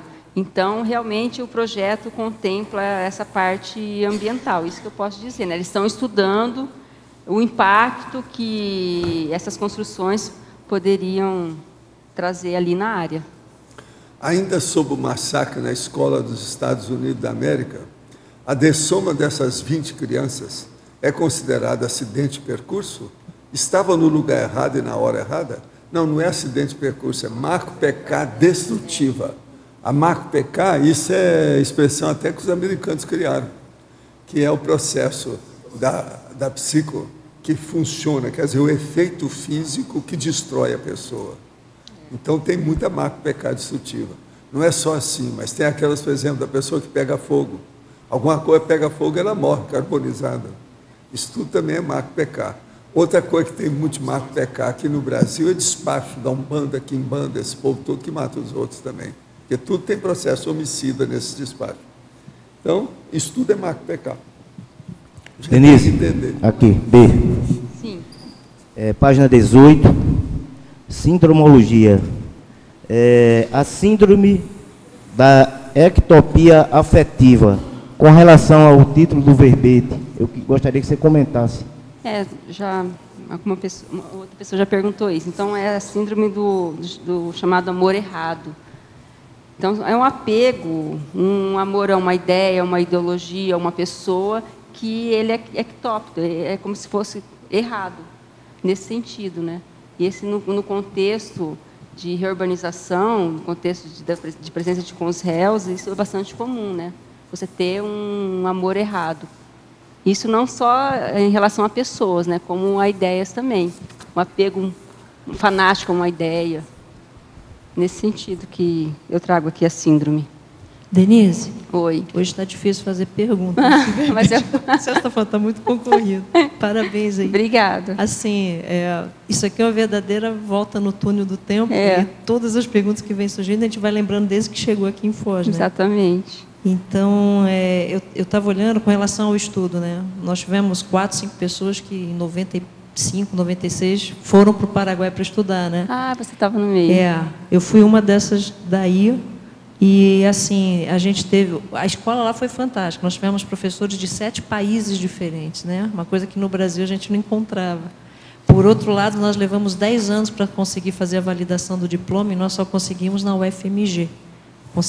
Todos conseguimos a validação, mas na área de psicologia, mas foi bem suado, foi difícil. E outro aspecto também interessante é assim, a gente tem um comércio aqui em Foz, que ele iniciou junto com o CAEC aqui praticamente, e a gente vive essa realidade das 4 moedas, do poliglotismo, de atender com os réu, com os bel, de atender essas várias nacionalidades diferentes. Todo dia é assim, né? E a gente tem obras no Paraguai a gente inclusive atende também Salto Guairá, lá parece Foz quando começou em 95, a estrutura extrafísica, a coisa rústica, é muito parecido com o que era aqui. Exatamente. Aqui já está anos-luz, né, do que a gente viu. E eu estava olhando aqui, uma das coisas que eu lembrei, na época da faculdade, é que nós fizemos uma pesquisa, eu e a Andréa Santos, com relação aos brasiguaios. Eu não sei se você lembra, nós passamos um bom tempo pesquisando, né? Eu lembro. E uma das coisas que nós esbarramos, que nós não conhecíamos, e eu acho que eu não vi aqui, que é em relação... Eu vi que você colocou crime organizado, mas não tem a relação das escravas brancas. Aquele processo que tem ali, tem uma cidade antes de San Alberto, depois de Hernandárias, onde as meninas são compradas da família ou são levadas, enganadas, e elas são trancadas. Você lembra disso? Então, assim, esse processo da escravidão sexual, ela existe, ela é um fato aqui na Tríplice Fronteira, né? E aí, tanto, eu lembro que na época a gente estudou tanto as crianças brasileiras quanto crianças paraguaias adolescentes. Né? Só a título de contribuição, se você achar que vale a pena. Eu mencionei aqui na fatologia o tráfico de pessoas. E aí entra nesse contexto, porque hoje está sendo caracterizado, né, esse trânsito aí de pessoas, de crianças, de moças, é caracterizado como tráfico. E é bem velado isso, né? Até hoje velado. Você quase não vê. A gente só descobriu porque esbarrou, pesquisando os brasiguais, a gente caiu nisso. Sim, mas é uma realidade... E é uma realidade séria daqui, né? Agora, muita coisa melhorou, né? O próprio bairro onde fica lá o comércio da gente, ele é outro bairro hoje, assim, outros lugares aqui, a região toda. Então, a reurbanização, ela é palpável, né? Evidente, né? Exatamente. Quem mora muito tempo em Foz, dá para perceber, você percorrendo alguns bairros, as cidades vizinhas, né, quanto que é, como se diz, palpável essa reurbanização, a melhoria no holopensene, no ambiente, essa questão da educação que eu trago aqui é bem evidente, né, porque quando nós chegamos, a Unioeste estava no começo, e hoje avançou muito, novos cursos foram criados, a questão do IDEB aí, dá para ressaltar, então, houve bastante avanço aí, nesse sentido. Denise. Oi. Em fobiologia, você fala da fobia de fronteira. Nesse contexto aí da reurbanização que você está apresentando, você pode expandir? Então, essa questão da fobia de fronteira é, em parte, estimulada até pelos meios de comunicação. Porque fronteira sempre é um termo que está associado a uma terra sem lei, ao perigo, ao risco. E os meios de comunicação, eles acabam difundindo nessas mazelas da fronteira e isso acaba repercutindo nas pessoas, no modo delas pensarem. Então, não sei se vocês já depararam com pessoas que falam, que assistem alguma matéria na televisão e depois têm medo de vir para Foz. Então, teve uma época bem difícil aqui em Foz, havia bastante conflito ali na Ponte da Amizade. Uma guerra de sacoleiro, polícia sacoleiro fechando a ponte, polícia indo até a ponte para fazer a desocupação, e os meios de comunicação começaram a cobrir isso, e isso refletiu no turismo, porque as pessoas começavam a ficar apreensivas, começaram a cancelar a reserva nos hotéis. Então, começa a se instalar um holopensene de fobia de fronteira. Esse é um exemplo que eu estou trazendo. Mas, assim, a própria repercussão dos homicídios em Foz do Iguaçu, cidade violenta. Então, essa tecla, nos últimos anos, foi bastante salientada ali nos meios de comunicação. As pessoas começam a ter medo de vir para cá. Isso é bem evidente. Então, a gente conversa com muitas pessoas que falam assim, meu parente tem medo de circular em Foz. Então, se cria uma fobia, né, da fronteira, do lugar. É nesse sentido que eu trouxe essa síndrome, porque ela é bem evidente. Tá certo, obrigada. Denise, aqui na fatologia, na terceira linha, você fala... Não, na quarta linha. Sim. Terceira e quarta. A tríplice fronteira enquanto laboratório para o embrião do Estado Mundial. Você pode comentar? Sim. Então, porque aqui nós temos um campo propício, eu digo, para experimentar questões diplomáticas, questões políticas, que eu falo, a fronteira é um campo aberto para pesquisas, em inúmeras áreas, acho que na área social, na área política, na área consciencial. Então, é como se fosse um laboratório. Pelo fato de nós termos 3 países, e algumas questões que permeiam esses 3 países são comuns, questões econômicas, questões políticas. Então, acaba se desenhando, né, um embrião para se tomar decisões conjuntas, para se falar de integração, de uma moeda comum. Então, é um laboratório a céu aberto aí para se estabelecer questões atinentes ao Estado mundial. Então, pela essa proximidade, pela característica, né? Porque aqui também você fala, aqui no Brasil são 9 tríplices fronteiras. Sim. Você fez algum estudo comparativo? Porque me parece que as outras, essa fronteira aqui é bem assim, característica para esse embrião, devido também à proximidade das cidades e tudo, né? A gente tem uma situação nas outras tríplices que são mais de violência, de maior violência. Como é que você vê isso? Então, essa comparação entre... O que eu pude ler é que essa tríplice aqui é uma das mais movimentadas, pelo fluxo de turistas, pelo próprio comércio paraguaio. Então, ela se sobressai em relação às demais. E até pela importância estratégica, geopolítica, na questão do Mercosul. Então, ressalta essa relação com o Estado mundial, né? Acaba se aproximando, se tornando assim um laboratório mais evidente em relação às demais. E algumas outras tríplices são mais devastadas, não são tão urbanizadas quanto essa. E essa já tem um histórico, né? Assim, de destaque aí. Tá, obrigada. Denise, aqui no na legislagia, você poderia comentar a falta de leis comuns para as cidades de fronteira? Sim, esse é um citar alguma, né, que você, na sua opinião, que seja mais premente, importante, que poderia ajudar? Sim, então isso daqui é uma questão que sempre vem à tona aí na esfera política.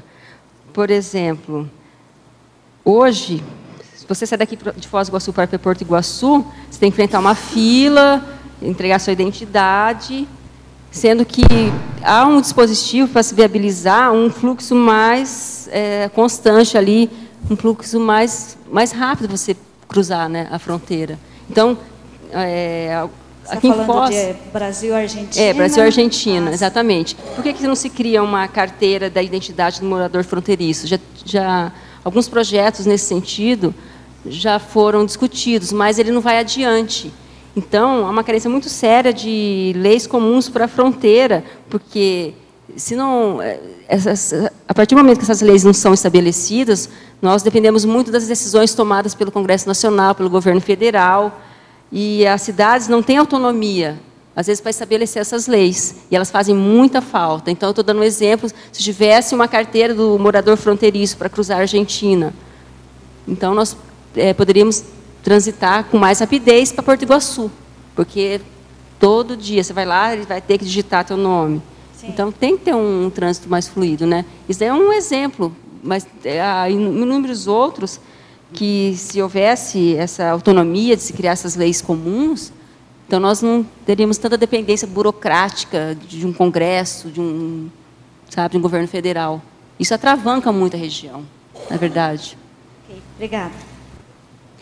Denise, aqui na tua frente.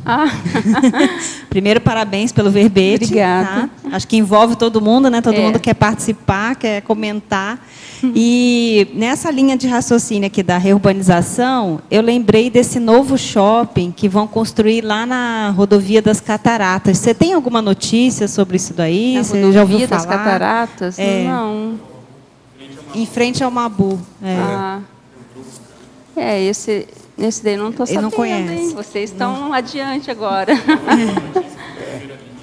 Saiu no Primeira Linha, no jornal Primeira Linha. Agora recente. Você não falou aqui sobre esses centros educacionais, né, que o Paulo criou, né? Não, é o centro de convivência. Tem alguma coisa, né? São os de convivência, mas esse centro de convivência. Você não falou no Érico Viríssimo. Eles estão foi aqui. Foi o primeiro dessa região toda para servir de modelo. Os centros de convivência estão aqui na página 19, aqui, os 6 centros de convivência. O Érico Veríssimo foi... Agora, os seus 20 itens aí estão muito bons. É bom ler aqueles 20 itens que ela falou. Muito interessante. Então, mas esse daí... Agora, esse, então, do segundo shopping, você não está sabendo, né? Esse eu não estou, vocês estão adiante. Já faz algum tempo, mas eu não vi nenhuma construção até agora. Foi lançada só uma proposta no jornal Primeira Linha, do IDEC, que compraram o terreno dizendo que vai ser um shopping, mas... já houve uma conversa dessa na frente lá do shopping, do JL. Do JL antigamente, sim. Também eles falaram isso. Essa é a segunda conversa que apareceu. Que eu sei que o número de hotéis tem aumentado. Então, o IBIS está sendo construído no centro, uma rede nova, e outras estão vindo para cá. Cris. O segundo shopping, na verdade, é um grupo de Curitiba, do Shopping Paládio, que se uniu com uma turma de Foz do Iguaçu, né, tradicional aí, que tem vários terrenos, e eles fizeram uma parceria para construir esse shopping em frente ao Mabu. Vai ser um hotel junto, né? Vão construir. Vai ter o shopping e hotel juntos. Mas, Felipe, foi só o lançamento. Acho que vão fazer pesquisa ainda em cima, né? Começa... Para ver se a viabilidade, etc, etc. Começa início do ano as obras. E vai ter um condomínio também junto. Bacana. Deixa eu aproveitar o embalo, Denise. Oi. Eu sei que é difícil a reurbanização, acho que vai conduzir a gente para a questão da educação, né? Você consegue eleger o que foi o top aí da reurbanização aqui na Tríplice Fronteira com a gente? Consegue o que foi o mais, assim, o top? Sim, foi o Nila, foi então, o centro de convivência? Sim, aqui está na exemplologia, né? Eu coloco a educação. Eu acho assim que não dá para pontuar algo, foi um conjunto, uma convergência, porque nós temos o centro de convivências. É difícil ter parâmetro, né? O próprio polo astronômico, né? Que é algo que eles estão fazendo um trabalho interessante, porque eles estão formando professores que vão replicar as ideias para os alunos. E quando você fala de astronomia, você tem uma expansão de conceito, de percepção de um mundo. Isso mexe na cognição. Então, se você for elencar assim, esse conjunto, a questão do IDEB, do polo astronômico, do número de faculdades que foi ampliado em Foz. Hoje nós temos a Universidade Federal Internacional, que é a UNILA, que ela traz estudantes de outros países. Então, é algo diferente, inédito, né? Então, eu acho assim, que dá para fazer um somatório nessa questão da educação. Não foi algo isolado, uma coisa foi se somando à outra e criou um contexto bastante favorável do que nós tínhamos há 10 anos. Inclusive, saiu essa semana no jornal Gazeta do Iguaçu, até trouxe aqui o jornal. Segunda-feira, índice do IPARDES mostra desenvolvimento de Foz em 3 áreas. Uma dessas áreas foi educação. Então, aqui é uma pesquisa que saiu depois que eu fiz o verbete, inclusive, mostra que o IPARDES é o Instituto Paranaense de Desenvolvimento Econômico e Social. Então, é um instituto de pesquisa que trabalha com resultados. E eles mostram aqui que uma das áreas os setores que Foz mais cresceu foram saúde, educação e renda. Então, a educação está ali, que aumentou o índice em 2002, era de 0,4, deixa eu ver. E agora está 0,7. O geral... Foz, em 2002, tinha 0,6, estou aproximando, tá? E agora está 0,7. Então, você vê que, nessa última década, eu acho que essa reurbanização ela fica mais evidente nesses últimos 10 anos. Nós podemos colher, assim, mensurar esses resultados. Entre 2000 em diante, floresceu bastante coisa, assim, que faz com que ela fique eu vim para cá, em palpável. 95, nós falamos que vamos fazer disso aqui uma cidade universitária. É, verdade. Faz só 17 anos, está caminhando. Já Sim. tem 10 estabelecimentos entre faculdade e universidade, não é isso? Sim. Isso não havia. Não havia, exatamente. Isso que eu falei. Quando nós chegamos aqui, é a UniOeste, mais 2, 3 que tinha, só. Né? Então, hoje nós temos... 10. E havia todo um discurso de Foz ser sede da chamada Universidade das Américas, né? Se falava muito isso. E essa Universidade das Américas se caracteriza hoje como uma UNILA, né? Porque ela tem mais a característica. Mas se falava muito, Foz um dia vai ser sede. Vocês lembram disso? Da Universidade das Américas, ponto do Mercosul. Lançaram até um totem na UniOeste em relação a isso. Deixa eu aproveitar o embalo. Professor, posso fazer uma pergunta do DAC? Ali o senhor chama atenção na questão do encapsulamento, né, fazendo uma comparação, analogia com a roupa do bombeiro. Só que eu fiquei um pouco confuso, porque no final você chama atenção para colocar fogo na vida, né? A questão do alto esforço. O que seria, então, a antipirologia? A antipirologia é o seguinte, você combate o fogo, fogo físico, e aumenta o fogo da inteligência. Então, a pessoa fica mais brilhante com o processo. Mas é preciso saber como se defender do fogo. Outra coisa, é aquilo que o povo fala. Eu devo ir para Foz, como é que você acha? Eu falo assim, olha, perto da fogueira, você tem mais fogo, você esquenta mais, sua cabeça melhora. Então, a pirologia é combater o fogo físico para aumentar a imperturbabilidade da pessoa. É esse aí que é o caminho. Agora, para isso, é preciso mostrar o que é. Que existe, o bombeiro, por exemplo, ele entra no fogo e não se queima. A pessoa tem que saber como é que é isso. Na assistência, é a mesma coisa nossa. Nós temos que usar essa vestimenta para fazer assistência adequada na baratosfera. Entende? Só para a pessoa pensar tudo isso aqui. Eu fiz tudo pequenininho de propósito, só pensar. Ok. Nise, oi.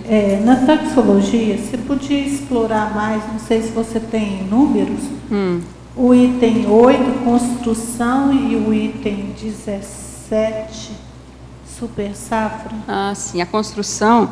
Então, nós percebemos esse salto imobiliário, né, em Foz do Iguaçu e em Porto Iguaçu, que é mais evidente. Coloquei Porto Iguaçu aqui, né? Por exemplo, quando eu cheguei em Foz, foi em 96, nós não vimos movimentação na construção civil. É claro que assim, esse contexto da construção civil está favorável no país inteiro, né? Então, não é algo localizado de Foz. Mas, assim, favoreceu, porque hoje nós temos a valorização imobiliária aqui no entorno, por exemplo. Nós chegamos aqui, era devastado, né, professor? Então, hoje nós temos condomínios. Então, percebemos o avanço imobiliário aqui da cidade. Porto Iguaçu também. Muitos novos hotéis, muitos novos restaurantes. Assim, Porto Iguaçu era uma cidade fantasma. Exatamente. A gente já falava nisso, eu mesmo falava sobre isso. Hoje já não é mais. Exatamente. Só esses grandes hotéis lá perto do Rio é impressionante. Sim, são de alto nível, tudo 5 estrelas. Exatamente. Então, você vê que na hotelaria, tanto em Foz quanto em Porto Iguaçu, isso é bastante evidente, e na construção civil, assim, no mercado de imóveis mesmo. Como que... E nós temos agora aqui 150 hotéis, né, em Foz, não é isso? É 150, né? Eu não lembro. Apareceu isso na Quatro Rodas, essa última edição que eles mandaram. Esses números de cabeça eu não tenho, mas é um dos principais polos hoteleiros do Brasil. E está vindo agora esse ano muito investimento. Nós vamos ter outros eventos. Precisa melhorar ainda o aeroporto, é o que está faltando. Eu estava falando isso desde que nós viemos para cá. Aqui pode melhorar, precisa de melhorar. Ele está sendo reformado, mas não é suficiente para a demanda da cidade ainda. Pois é. Agora, Denise, só para contribuir, o crescimento imobiliário é evidente com o crescimento do Panorama. Quando em 95, 96, o Panorama era uma loja pequena. É verdade, o Panorama. Hoje é uma rede gigantesca. Então, isso já mostra, por tabela, o crescimento geral. Exatamente. Qual que era o outro item que você perguntou? Super safra? 150 hotéis. 150, não lembrava. Rodas, entende? Agora, restaurantes, atrações e lojas em Foz, Cidade do Leste e Porto Iguaçu. Esse guia 4 rodas está muito bom. A única coisa que não presta aí é que eles me colocaram numa página. Isso vocês esquecem. Mas vê o resto que vale a pena. Eu estou aqui com a minha careca e tudo. Mas agora é muito boa. O guia mostra a realidade de Foz, muito seriamente. Matéria de turismo, tudo que tem aqui. Agora, a Foz árabe também é muito importante aqui, tudo que eles falam sobre os árabes aqui dentro. Agora, eu acho, professor Valdo, que vale a pena a gente lembrar aqui do baú o guia 4 rodas que nós fizemos. O guia nós ajudamos na reurbanização de Foz. Nós aquele fizemos pequenininho. Mas se for comparar, hoje está muito mais do que aquilo. Claro. Porque cresceu tudo. Era inóspito. Porque nós fizemos... Nós fizemos uma pesquisa de um... Foi. Microfone, Maria. Naquela época, Guia Iguaçu. o guia foi a primeira vez que foi levantado na região. Foram 72 atrações diferentes. Nem o pessoal convencional daqui sabia disso. Sabia. Eles vão descobrir o que existia. Agora, outra coisa também. Publicou isso aquela viagem que eu forcei a barra para a gente ir de barco lá para ver o Bertone, incendiou o processo, deu força para eles aí, toda a região. Chamou atenção para o Bertone, porque isso era esquecido. Agora, isso foi tão sério porque o Paulo Iguaçu, que hoje o secretário de Turismo do Estado, é o presidente do Polo Iguaçu. Esse instituto que ela falou. Foi um parceiro, né? Ele fez uma pesquisa há 3 anos dessa região, da Trifron. Ele pagava um grupo, eu não sei onde ele arrumou fundos, recursos para isso. E quando surgiu a teática, juntou os dois. Nós ficamos um ano tabulando os documentos que eles levantaram para poder fazer publicações. Não, e Luiz Marcelo foi fazer fotos, o Alexandre Balcão. Nós tivemos que conferir, nós tivemos que reconferir as informações. Uma coisa que você fala aí é sobre a Feira do Livro. Quem criou a feira fomos nós. Sim, exatamente. Tá falando em 2005, só falou que o negócio, quem desencadeou tudo isso aqui na região. Exatamente, mas por isso que eu marquei, porque depois daquela data, todo ano começou a ter Feira do Livro, mas antes não Agora tinha. eles não falaram nada nunca quem é que criou isso. Isso é o trabalho do pessoal da Conscienciologia. A Eliane e o Wellington, eles já tinham 12 revistas de turismo. A coisa toda do Paulo, a gente falou tanto aí, participei disso, estive lá na inauguração, fui checar. Eu sou o auditor do trabalho. Exatamente. Lá no Érico Vinícius foi isso, eu cheguei lá como auditor. Tanto que quem falou lá foi só o Paulo e eu. Tá, todo mundo, tinha deputado, senador, todo mundo lá.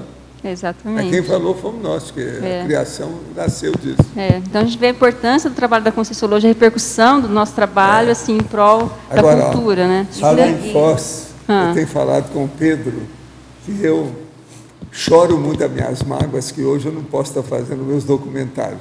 Senão eu ia fazer um documentário que seria um filme, um documentário longo, e também um livro, simultaneamente. Então, para começar, seria 200 árvores de Foz do Iguaçu. Então, fotografar e filmar 200 árvores, colocar o nome de tudo, uma página em cada uma e mostrar o que tem. É o lugar que o povo ainda não deu valor para o processo botânico aqui dentro. Agora, isso daria um senhor álbum internacional e também um belo filme documentário sobre a realidade. Professor. Agora, um dia eu quero falar com a turma do cineasta aí para fazer isso. Eu dou as dicas todas do enredo. E aonde quer que tem. Já dou as dicas também o que eles devem fazer com as árvores que tem aqui. O povo ainda não viu o alcance disso aqui. Nem a população daqui ainda não viu. As árvores que nós temos aqui. E eu acho também que isso o senhor pode pedir para a equipe do ambiental fazer, professor. O Roberto Laime pode liderar isso. Não, mas é que eles já estão muito sobrecarregados. Isso aí vai exigir uma equipe séria, trabalhando aí uma boa temporada. Nós demoramos um ano outra coisa, a equipe tem que ir por todo lado. Um que filma, o outro que fotografa, o outro que redige, o outro que orienta. Tem que fazer uma infraestrutura violenta. Agora, que fica bom, fica. Eu mesmo posso sair com eles para dar umas dicas de algumas das árvores para ser filmada e fotografada. Tem coisa aqui do Arco da Velha, o povo ainda não sabe bem disso. Agora, você já pensou colocar tudo com o nome popular, o nome técnico de cada árvore, uma página cada uma, é colorido? Isso aí é o máximo. E o filme que pode ser feito disso, a pessoa expondo a situação, olha a didática do processo que poderia ser em matéria de biologia, e olha a cidade que vai ser conhecida. Não existe, gente. Eu já rodei o mundo inteiro praticamente. São poucos lugares igual a Foz, em matéria de verde e de árvore. O povo não entende isso. Eles não veem. Gente, nós temos mata aqui, tudo quanto é lá dentro da cidade. Mata. Sim. Como é que é isso? Bosque, está cheio, todo lado. Isso não é todo lugar que é assim. E a natureza é exuberante, é luxuriante, é forte. Se dá uma chuva, é uma tempestade. Se vem um ventinho, é uma ventania. Se derruba alguma coisa, derruba a árvore inteira e sai com a raiz. Quer dizer, o que vocês querem? Se vem uma trovoada, é uma sinfonia de relâmpagos com raios. Quer dizer, é a natureza. Tudo é intenso. Agora, o melhor, aqui é igual a Amazônia, e não tem mosquito. O cara teve aqui agora, faz 2 semanas, teve uma pessoa da Amazônia. Eu falei assim, olha, aqui é a Amazônia, só que não tem mosquito. Eu falei assim, realmente, eu saí e fiquei com medo dos mosquitos lá da Amazônia. Aqui não tem. Professor. Entende? Aqui é o máximo. Professor. Verde, é o Parque Nacional. O pessoal pergunta sobre o clima. Como é o clima lá? Eu falo, o clima não é tropical, ele é radical. Não, entendeu? Porque é quente demais e abaixo. Não, é a turma por exemplo, carioca que vem aqui e fala, não, aqui é quente demais. Eu falo assim, o Rio é pior do que aqui. A hora que eu vivi no Rio, 32 anos, eu sei. Então, o Rio, a hora que esquenta, não abaixa de noite a temperatura. Aqui, não. Toda noite abaixa a temperatura o ano inteiro. Não tem lugar. Então, a mesma coisa com a Amazônia. Aqui não tem mosquito igual na Amazônia. E tem tudo quanto é bicho, as aves que tem lá, o rio que tem lá. Como é que é isso? Por sinal, até o nosso rio até é melhor, mais bacana, porque é uma das maravilhas, tem cachoeira e tal. E não é a cachoeira lá, o cachoeira. É a cachoeira água. Quer dizer, cascata. Esse negócio é muito sério. Você viu que o cachoeira virou cascata, né? Não deu nada, né? Uma vergonha para o Brasil, né? Eles precisavam de escrever mais, a imprensa devia de falar nisso, para fixar isso aí. Que eles fizeram aquele negócio para ver se tapeava o mensalão, né? E deu tudo para trás. Agora, isso aí merecia um livro, esse negócio do cachoeira. É uma vergonha isso aí. Total. Por trás da cachoeira. Agora, a cachoeira virou cascata, todo mundo está falando isso. É incrível. Denise. Oi. Aqui no D. Sim. Eu vi que você listou vários projetos aqui de impacto na região. A nova ponte Brasil-Paraguai, será que não seria interessante colocar? Você chegou a pensar nisso? Não? Então, mas que esse projeto está, assim, custando para sair do papel, vai, né? Não vai, né? Hã? Tá, não vai. Faz a última informação que eu tive é que ele teve uma modificação para receber o ramal ferroviário, né? Ah, sim. E eles fizeram a mudança no projeto, está para ser licitado agora no começo do ano. E ele vai, se ocorrer, vai passar aqui perto e vai mexer muito com a urbanização. Ele vai ter um impacto também. Ele vai ter um impacto. Vai ser ali no marco, né? Próximo Marco das Três Fronteiras, e ele vai estar conectado na Beira Foz também, né? Outra coisa aqui. Uma coisa que nós precisamos também são aqueles aviões sem piloto para examinar o Lago de Itaipu. Ah, mas onde é que tem? Eles falaram que tinha eles estão, tem uma base em São Miguel, só que faz praticamente 1 ano que não está operando. Pois é, agora eu fiz uma matéria. Que deram um tiro. Os caras deram um tiro no avião, foi isso? Não, eles estão sem dinheiro para comprar. Eles estavam sem contrato de manutenção. O que o povo fala é isso, hein? Teve problemas com falta de combustível. Teve problemas de operação, porque eles têm que entrar em acordo com a aeronáutica. Então, o projeto não sai do papel. Contrato de manutenção. Exatamente. A fábrica eles não fizeram. Agora, faz 1 ano que está inoperante. Se tiver esse avião sem piloto no Lago de Itaipu, vai liquidar com contrabando em Foz.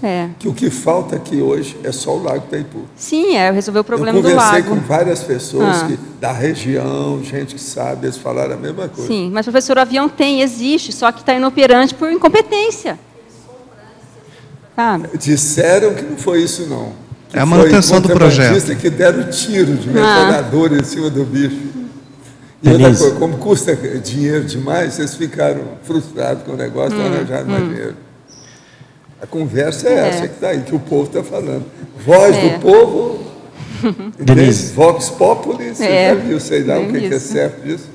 Estou falando o que é que eu já ouvi, porque esse negócio de avião eu entendo, né, por causa de processo de pilotagem, ITA, eu sou de dentro da área. E outra coisa também, meu filho é especialista nisso, tanto que ele está trabalhando agora com o octóptero. É o maior que tem na América Latina. Ele está sendo chamado no mundo inteiro. Ele vai voltar agora a Las Vegas, todo lado dos Estados Unidos, tudo de novo. Entende? Cadê o octóptero? Você sabe o octóptero? É o helicóptero com 8 motores, que é o que ele faz para filmar tudo. Por exemplo, essa novela que está aí, ó, lá, foi feita por ele. Muita coisa que aparece lá. A Gabriela, tem muita coisa dele que é do octóptero. Então, a gente sabe como é que é isso. Eu sei que esse avião daria certo. Agora, eu sei que também custa muito dinheiro. Agora, esse negócio, se teve um avião e eles derrubaram, explica a situação mesmo. O povo tem razão até um certo ponto de falar isso. Eu não sei se é verdade. Que é muito dinheiro que foi jogado fora de uma vez. Né? Era só um avião. Eles não tiveram dinheiro para comprar outro. É muita gaita, o negócio é caro. Agora, veja, ele é um pouco maior do que o octóptero. É dureza. Agora, dizem que foi... A conversa é essa. Eu não sei, né? Eu não vi. O que foi publicado é que não foi licitado a manutenção. Então, não tem combustível e não tem mecânico para fazer manutenção. Sei, mas vem cá, tem tanta gente em Foz, 256 mil pessoas, não tem ninguém para tomar conta disso? Fala comigo que eu arranjo. Não tem combustível e não se falar comigo, eu arranjo. Mas é um absurdo, né? Eu arranjo isso na hora. É um absurdo, né? Denise, só mais uma coisinha aqui. Na segunda folha, colegiologia, você colocou Colégio Invisível da Reurbanologia. Sim. Tem um Colégio Invisível que a gente faz parte, tem 2 anos que está funcionando, que é o da Para-Reurbanologia. Ah, tem? É. Aí eu não sei, fica a teu critério aí, uma sugestão, de repente, colocar esse não, que ele vale a pena, sim. Tá ativo. Com certeza, eu não sabia. Vale a pena. Vamos colocar. Agora, Denise, eu espero mais 200 verbetes da sua parte. Você sabe, Foz, você só está mexendo superficialmente na nossa realidade. Eu quero que você aprofunda com mais 200 verbetes. O que você acha, Isabela? Está certo? Você fica devendo para nós. Os nossos comerciais, por favor. Obrigada. As pontuações da tertúlia de hoje foram 80 assinaturas no livro de presença, 26 perguntas presenciais e 27 perguntas respondidas online. Hoje temos 4 recados. Alcira, com 5 baia, Loche, balanço existencial, Patrícia, simpósio CP2 e Rosa, programa verbetografia. Antes, os amigos da enciclopédia. Boa tarde. Caro amigo e cara amiga da enciclopédia. Em 2012, a sua confiança e generosidade tornaram possíveis a continuidade da produção da Mega GESCOM da Conscienciologia e a transmissão das tertúlias para todo o planeta diariamente. Nossos sinceros e profundos agradecimentos a todos vocês. Os leitores e ouvintes dos 365 verbetes tarísticos publicados neste ano e as centenas de pessoas que realizaram pesquisas no Holociclo Holoteca também agradecem. Em 2013, desejamos ao amigo e à amiga um ano repleto de oportunidades evolutivas e realizações interassistenciais e que possamos seguir juntos na parceria evolutiva rumo ao completismo dessa Maxi Proexis grupal. Um forte abraço da equipe do programa Amigos Enciclopédia. Olá, pessoal. Boa tarde. Gostaria de convidá-los para o curso Conscienciobaia, voluntária do Conscienciograma, que vai acontecer nesta quinta-feira agora, dia 27, das 15 às 20h30 horas.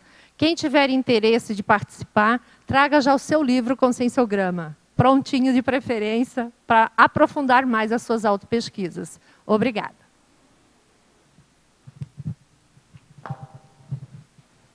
Pessoal, boa tarde. Gostaria aqui de convidá-los para o curso Balanço Existencial, que ocorrerá no próximo ano, 2013, entre os dias 9 e 12 de fevereiro, ou seja, semana do Carnaval, de sábado a terça-feira do Carnaval. A proposta do curso Balanço Existencial é ajudar a pessoa a fazer um inventário da sua vida, levantando acertos, erros, conquistas, realizações, desde o nascimento até os dias de hoje. E então estabelecer um saldo dos resultados que vem obtendo na sua programação existencial. E a partir daí, elaborar um plano de ação. Quais são os resultados, metas que quer alcançar nos próximos anos? Para contar com essa atividade, nós vamos ter uma série de professores e participações. Vou destacar aqui algumas, por exemplo, Holobiografia de Zéfiro, professora Mabel Teles, que fez em torno de 18 entrevistas com o professor Valdo, vai apresentar uma síntese da história ou da para-história do Zéfiro. Vamos ter também Proexis e Judaísmo, com o professor Alexandre Zaslavski, vai contar a sua condição do judaísmo e como é a partir de uma visão da Conscienciologia. Vamos ter também o professor Rion Braga, que vai abordar o tema Em Busca de um Empreendedorismo Pró-Evolutivo. Vamos ter a conferência Maxi Dissidência do Islamismo, com a professora Sheila Ali, uma condição bastante interessante, ela que é uma quase gestante bomba e vai trazer essa experiência, essa condição, para que seja analisada aqui no curso. Vamos ter também a professora Juliana Costa, que vai abordar o tema Infiltração Cosmoética na África.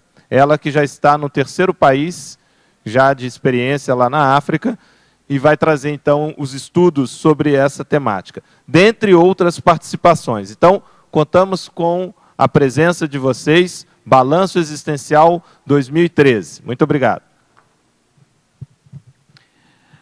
Bom, aproveitando o tema do verbete de hoje, reurbanização, onde a autora coloca com bastante propriedade o papel dos SCP-2 nas reurbanizações, nós vimos convidá-los a participar do 2º simpósio das equipes de SCP-2.